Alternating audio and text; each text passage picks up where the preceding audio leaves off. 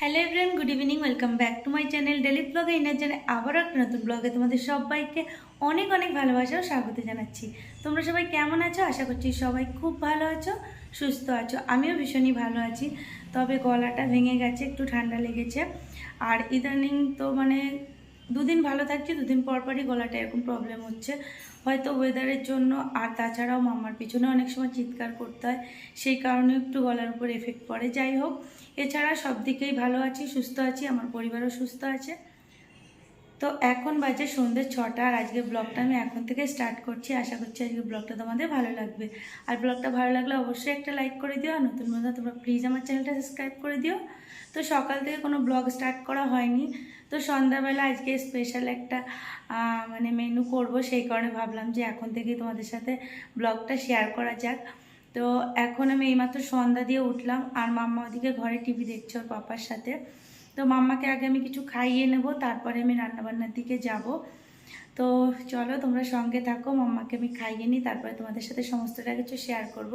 কি special menu হচ্ছে সেটাও তোমাদের বলবো। আর এটা তোমাদের বলে রাখি যে আজকে কিন্তু এই মেনুটা আমি প্রথমবারই ট্রাই করছি, তো একটু নার্ভাসও লাগছে, আবার এক্সাইটেডও আছি। তো দেখা যাক কত দূর কী করতে পারি। তোমরা সঙ্গে থাকো, ভিডিওটা দেখতে থাকো, আশা করছি ভিডিওটা তোমাদের ভালো লাগবে।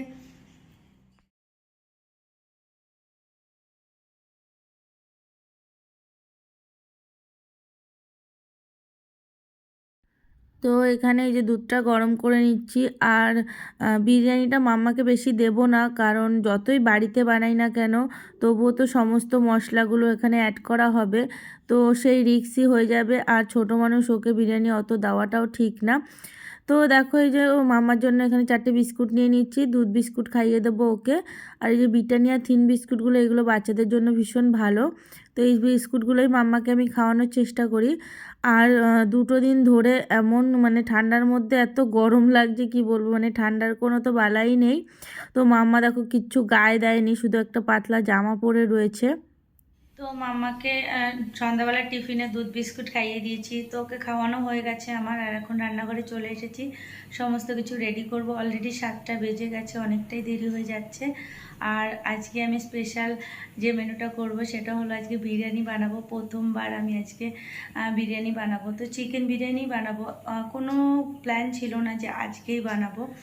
তো দুপুরে তোমাদের দাদাভাই চিকেন নিয়ে এসেছে, তখন ভাবলাম, ও অ্যাকচুয়ালি বলেছিল বিকেলে চিকেনটা করতে। তো বললাম ঠিক আছে, চিকেন যখন করব তাহলে আজকে একটু বিরিয়ানি করি, দেখি চেষ্টা করে পারি কি না। সমস্ত কিছুই তো আস্তে আস্তে শিখে গেছি, শুধু বিরিয়ানিটাই বাকি ছিল। তো দেখি এটাও চেষ্টা করে পারি কি না। তো সেই কারণেই তোমাদের দাদাভাই বিকেলে জিম থেকে আসার সময় সমস্ত কিছু নিয়ে এসেছে, বিরিয়ানির যা যা লাগে, চাল থেকে শুরু করে সমস্ত কিছু, মশলা, কেওড়া জল, গোলাপ জল, সমস্ত কিছুই নিয়ে এসেছে। তো এখন আমি এই যে চিকেনটাকে ম্যারিনেট করব, তারপরে চালটাকে ভিজিয়ে রাখবো কিছুক্ষণ, আধা ঘন্টা মতো। আর চিকেনটাকে ঘন্টাখানিক মতো ভিজে না, সরি, ম্যারিনেট করে রাখলে ভালো। আরও রাখলে তো আরও বেশি ভালো হয়, কিন্তু এখন অতক্ষণ রাখতে গেলে হবে না। তো আগে চিকেনটাকে ম্যারিনেট করব, তারপরে চালটাকে ধুয়ে সেটাকে ভিজিয়ে রাখবো।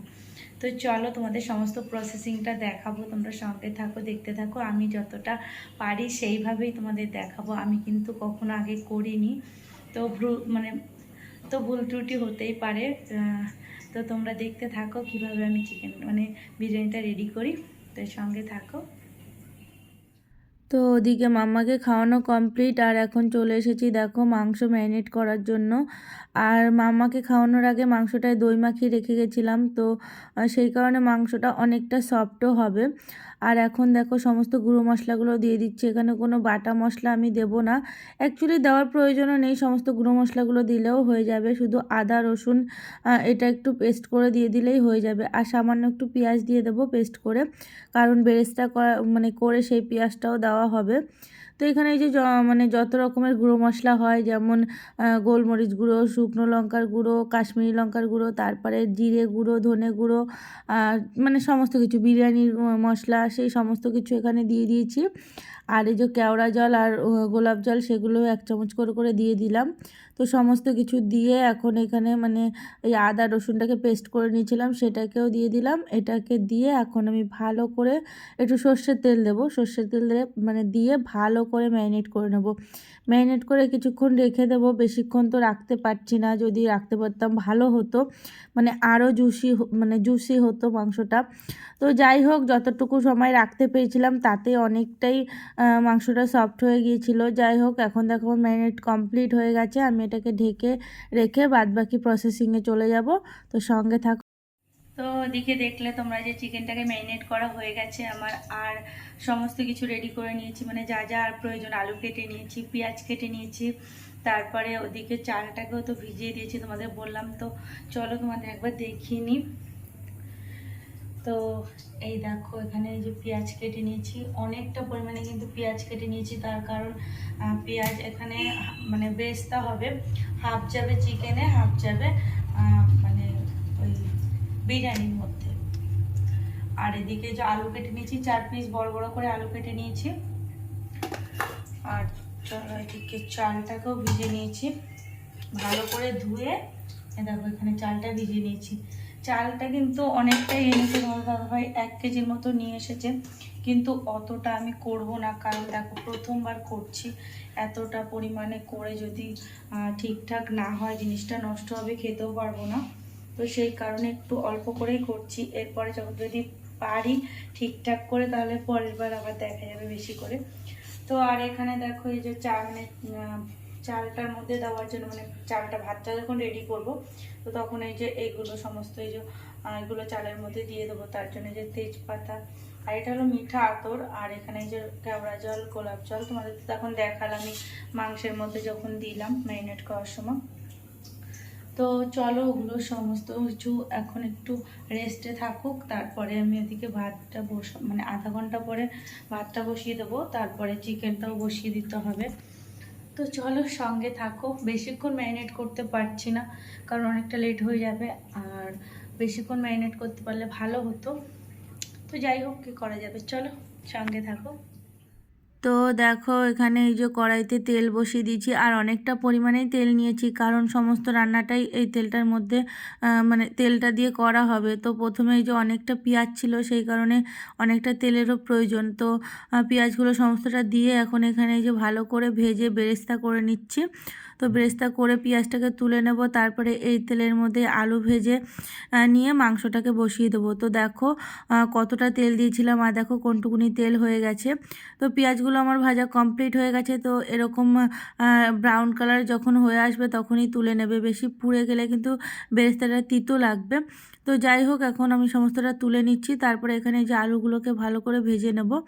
তো আলুগুলো অ্যাকচুয়ালি অত আমার ভালো লাগে না মাংসের আলু, কিন্তু মাম্মার পাপা মাংসের আলু খেতে ভালোবাসে, সেই কারণে দিচ্ছি। আর যেহেতু বিরিয়ানি করছি তো আলুটা ভালোই লাগবে, সেই কারণে বেশি দিনই 4 পিস মতো দিয়ে নিয়েছি। তো দেখো আলুটা কিন্তু আমার ভাজা হয়ে গেছে। তো আলুটাকে এখন তুলে নিয়ে আমি ম্যারিনেট করা মাংসটাকে দিয়ে দেব, দিয়ে তারপরে ওদিকে ভাতটাও বসিয়ে দিতে হবে, কারণ মাংস হতে হতে ভাতটা হয়ে গেলে বা তারপরে মানে একদম গরম গরম অবস্থায় কোটিংগুলো করা যাবে, তাতে সুবিধা হবে। যাই হোক, দেখো এখানে এই যে একটু জিরে ফোড়ন দিয়ে দিলাম, তারপরে এখন এই যে মানে ম্যারিনেট করা মাংসটাকে এখন দিয়ে দেবো, আর একটু তেজপাতা দিয়েছি। তেজপাতাটা দিলে কি হবে, ফ্লেভারটা ভালো আসে, জানো তো। তো যাই হোক, চলো মাংসটাকে এখন দিয়ে দিয়েছি, মাংসটাকে ভালো করে এখন কষিয়ে নেব। আর এখানে জল আমি সামান্য অ্যাড করব, কারণ দই মাখিয়ে দিলে না দেখবে মাংস থেকে এমনি জল ছেড়ে যায়, আর সেই কারণে হালকা একটু জল দিয়ে দিলাম। বেশি গ্রেভি করব না, হালকা মতো গ্রেভি থাকবে, সেই কারণে একটু জল দেওয়া হয়েছে, নাহলে একদম শুকনো শুকনো হয়ে যাবে। তো যাই হোক, চলো মাংসটাকে এখন আমি রান্নাবান্না করে নিই, তারপরে বাকি প্রসেসিংগুলো তোমাদেরকে দেখাতে থাকবো। আর একটা কথা তোমাদের প্রথমেও বলেছি, এখনও বলছি, যে আমি কিন্তু এই প্রথমবার করছি, তো ভুল ত্রুটি মানে হতেই পারে, যদি কোনো ভুল হয়ে থাকে সেটাও অবশ্যই তোমরা কমেন্ট করে আমাকে জানিও, নেক্সট টাইম আমি সেই ভুলটা শুধরে নেওয়ার চেষ্টা করব। তো যাই হোক, দেখো এখানে এই যে ভাতের জলটা বসিয়ে দিচ্ছি, এটার মধ্যে সমস্ত গরম মশলাগুলো মানে গোটা গরম মশলাগুলো দিয়ে দিয়েছি, আর এখন এই যে জলটা ভালো করে ফুটে এসেছে যখন, তখনই কিন্তু আমি চালটা দিয়ে দিয়েছি। আর এখানে একটু সাদা তেল দিয়ে দিলাম, তাহলে কি হবে ভাতগুলো একটু ঝুরো ঝুরো মতো হবে, একটার গায়ে একটা লেগে যাবে না। এখানে একটু লেবুর রসও কিন্তু দেওয়া যায়, তো লেবুটা যেহেতু আমার ঘরে ছিল না সেই কারণেই। তো যাই হোক দেখো মাংসটা কিন্তু কষে এসেছে আমার। তো এখন এই যে প্রায় সিদ্ধ হয়ে গেছে 80%, আর একটু করে নিলে হয়ে যাবে। এখানে যে পেঁয়াজ বেরেস্তাটাকে এখন আমি দিয়ে নিচ্ছি, দিয়ে একটু ভালো করে নাড়িয়ে চাড়িয়ে এখানে হালকা একটু জল দিয়ে দেবো, কারণ গ্রেভিটা একটু টেনে গিয়েছিল। তো সেই কারণে একটু গরম করে, ঠান্ডা জলটা কিন্তু অ্যাড করবো না, জল গরম করে এখানে একটুখানি দিয়ে দেবো, তাহলেই কি হবে এই যে হালকা গ্রেভিটা চলে এসেছে।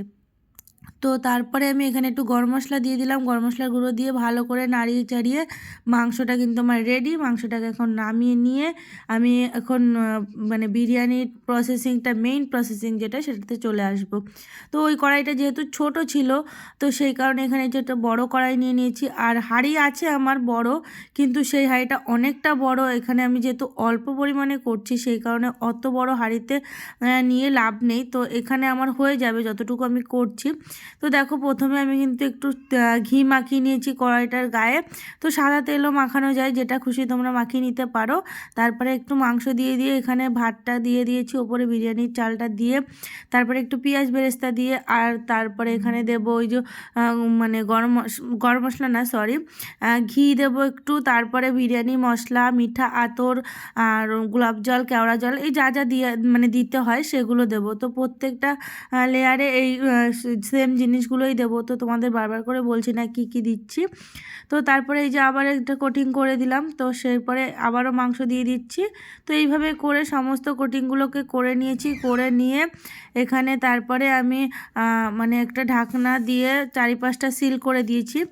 তো আটা দিয়েই আমি সিল করে দেবো, কারণ ওটা দিয়েই বেশি সুবিধা, আর ঘরোয়া পদ্ধতিতে ওটাই সবথেকে বেটার অপশান। যাই হোক চলো, এখানে আমার যে কোটিং সম্পূর্ণ কমপ্লিট হয়ে গেছে। তো দেখতে তো ভীষণই ভালো লাগছে, দেখা যাক লাস্ট গিয়ে কি রেজাল্টটা আসে, তো তোমরা অবশ্যই দেখতে পারবে। তো যাই হোক সমস্ত কিছু আমার এখানে দেওয়া কমপ্লিট। এখন দেখো এই যে একটা থালা দিয়ে দিয়েছি, কারণ ঢাকনাটা অনেকটাই ছোট, পুরোটা কভার করতে পারবে না। তো যাই হোক আমার এখানে দম দেওয়া হয়ে গেছে, আর দেখো এখন আমি খুলে নেব, দেখা যাক। খুব ভয়ে ভয়ে খুলছিলাম যে কেমন হবে না হবে, তো দেখা যাক কীরকম হয়েছে। তো চলো তোমরাও দেখে নাও।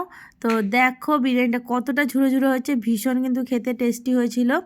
তো যাই হোক নেক্সট টাইম আবারও বানাবো। তো চলো তোমাদের কেমন লাগলো অবশ্যই কিন্তু কমেন্ট করে জানিও, আর ভালো লাগলে অবশ্যই একটা লাইক করে দিও। আর নতুন বন্ধুরা তোমরা প্লিজ আমার চ্যানেলটা সাবস্ক্রাইব করে চ্যানেলের পাশে থেকো। তো চলো আজকের মতো টাটা, গুড নাইট, সবাই সুস্থ থেকো, ভালো থেকো, সবার জন্য ভালোবাসা রইলো।